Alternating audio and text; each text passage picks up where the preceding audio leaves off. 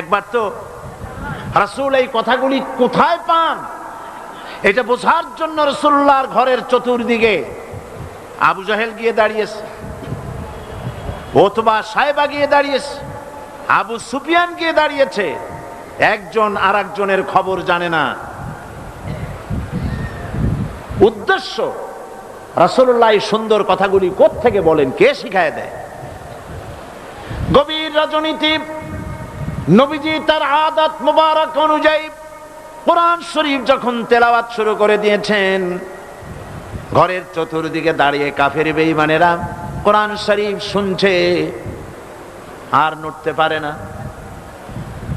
এক একজনের ধারণা হলো আরো একটু শুনি তারপরে বাড়ি যাব, আরো একটু শুনি তারপরে বাড়ি যাব। এমনি করে করে চারটি কাফেরের জন্য ফজরে রক্ত হয়ে গেল।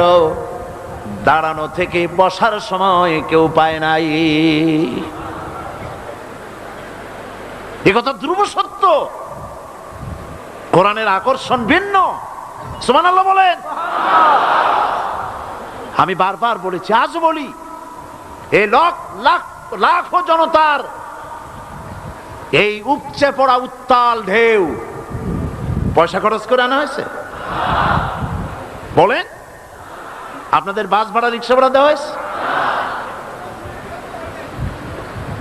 বরং জীবনের ঝুঁকি নিয়ে আসছেন, ঠিক কিনা? জীবনের ঝুঁকি নিয়ে এসছেন,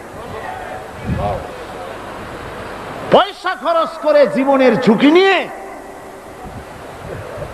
কোরআন শুনতে এসেছেন।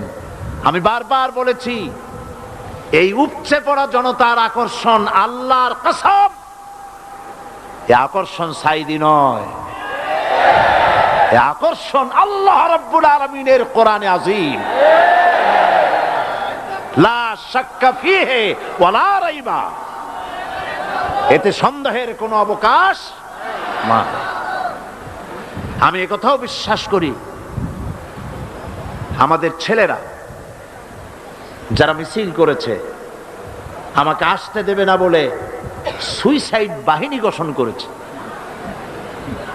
আহারে, সুইসাইড অর্থ কি? আত্মহত্যা। আর আত্মহত্যা করা কবিরা গুনাহ। যারা আত্মহত্যা করে তাদের জায়গা জাহান্নাম।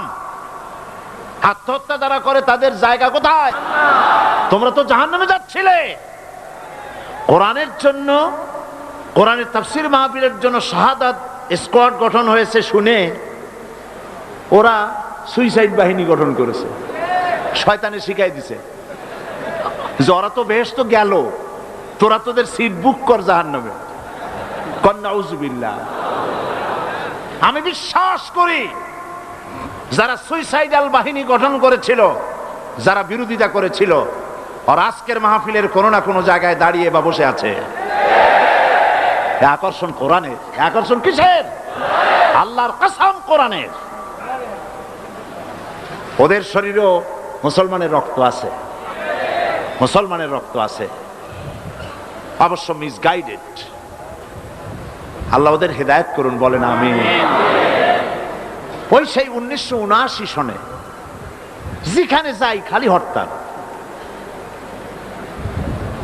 গিয়াস কামাল চৌধুরী সাহেব, গিয়াস কামাল চৌধুরী, ওই যে ভয়েস অফ আমেরিকার প্রতিনিধি, তিনি আমাকে এক জায়গায় দেখা হলো। ওই সময় বললেন, আপনি জানেন? আমি বললাম, কি জানি? কই যে আমরা হিসাব রাখছি আপনার বাংলাদেশে কোন এক ব্যক্তির বিরুদ্ধে এত হরতাল হয় নাই। 56টা হরতাল হয়েছে আপনার বিরুদ্ধে একাধারে। মানে আমি যাওয়ার আগে হরতাল শরীফ গিয়ে উপস্থিত, তাফসীর মাহফিল বাধা দেওয়া। তো ওই সময় একটা পত্রিকায় একজন একটা লেখা লিখছিলেন, তিনি এখন একজন মন্ত্রী, প্রতিমন্ত্রী, আমি নাম নেব না। তিনি তখন লিখেছিলেন, হরতালও সফল, তাফসীরও সফল। তো আমি হেডিং দেখে চিন্তা করলাম, লিখলু কি? এত বড় লেখা, তো দেখি কি। তো অনেক লম্বা লেখা লিখছেন। এক পর্যায়ে লিখছেন যে হরতাল হলে পরে সাইদি যেখানে যাচ্ছে হরতাল হয়ে যাচ্ছে, হরতাল ঘোষণা করতেছে। তো হরতাল হলে পরে দোকান বন্ধ, স্কুল বন্ধ, কারখানা বন্ধ, বাজার ঘাট বন্ধ। বিকেল বেলায় কারো কোনো কাজ নাই, সব গিয়া তাফসীর মাহফিলে হাজির। তো ঠেকাবা কেমন? এটা হচ্ছে কোরআনের আকর্ষণ। সুবহানাল্লাহ।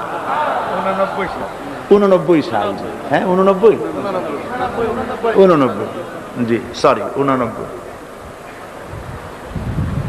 আমাদের ছেলেরা যারা তোমরা বিরোধিতা করেছিলে, একটু তাকায় দেখো তো মাহফিলটার দিকে, কত লক্ষ টাকা দিয়ে এরকম একটা সমাবেশ তোমরা করতে পারবে? এই মানুষ তো জাদু করে আনা হয় নাই, পয়সা দিয়ে আনা হয় নাই, কোরআনের আকর্ষণে এসেছে। সুবহানাল্লাহ বলেন। কাজী বাধা দিও না, বসেন, বাধা দিও না, তোমাদেরই ক্ষতি হবে, তোমাদের ভাগ্যের ক্ষতি হবে। চট্টগ্রামের প্যারেন্টস, মা বাপ, তাদেরকে বলি, এসব ছেলেরা তো মঙ্গল গ্রহ থেকে আসে নাই, ঠিক কিনা বলেন? মঙ্গল গ্রহ থেকে আসছে? দিল্লি বা ব্যাঙ্গালোর থেকে এসেছে? আমাদেরই ছেলে, হয় আপনার না হয় আমার, হয় ছেলে না হয় ভ্রাতুষ্পুত্র, আমাদেরই কেউ। এ ছেলেগুলিকে বুঝান, আর যাই করো আল্লাহ নিয়ে, ইসলাম নিয়ে, কোরআন নিয়ে, হাদিস নিয়ে, রসুল নিয়ে তামসা করো না।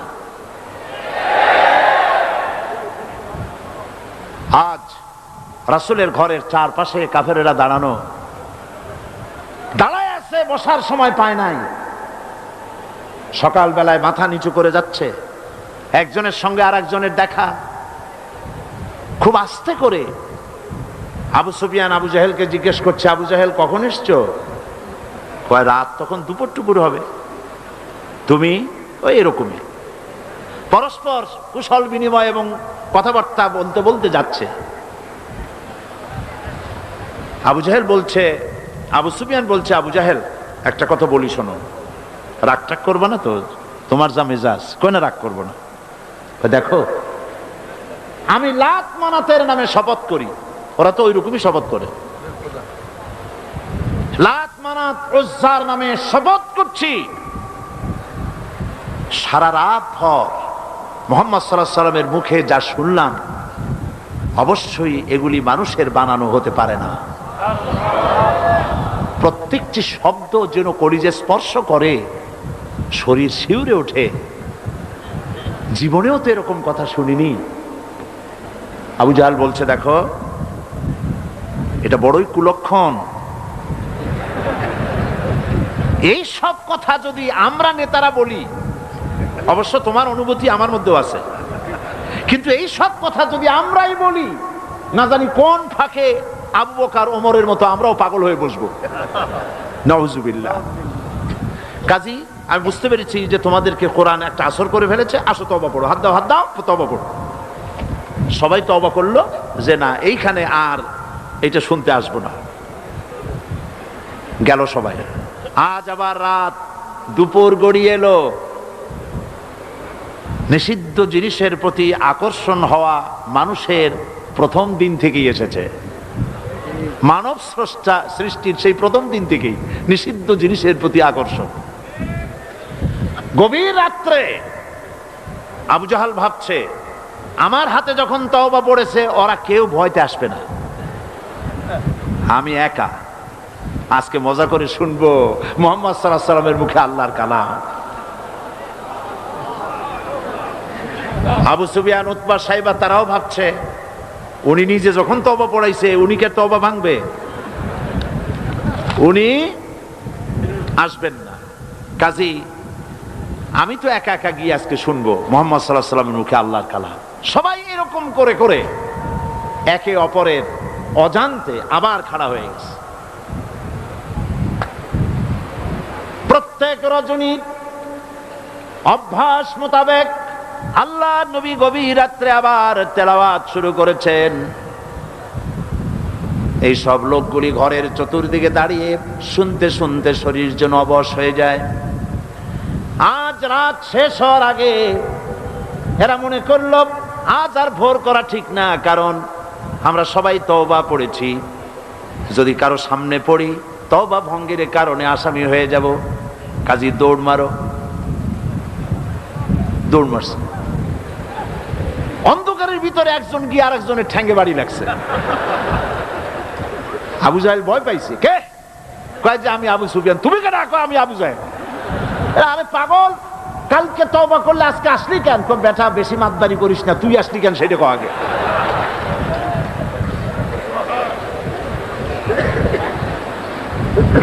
চারটা মিলে একত্রিত হয়ে তারা বলল, কোরআন শোনার জন্য যে ধরনের উন্মাদনা আমাদের মধ্যে সৃষ্টি হয়েছে, আমরা নিজেরাই না জানি কখন মুসলমান হয়ে যাব, কাজী তওবা করলে হবে না, আসো আইন করে বন্ধ করি।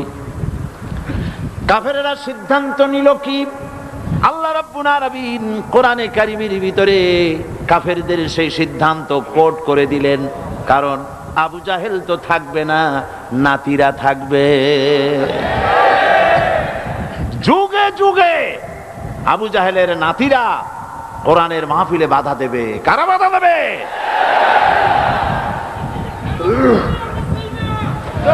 আবু জাহেল দুনিয়া থেকে বিদায় হয়েছে, তার প্রেতাত্মা দুনিয়া থেকে বিদায় হবে না।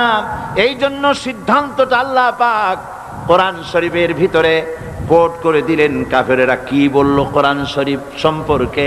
ওয়াকালান্নাযীনা কাফারু লা তাসমাউ লিহাযাল কুরআনি ওয়ালগাউ ফীহি লাআল্লাকুম তাগলিবুন।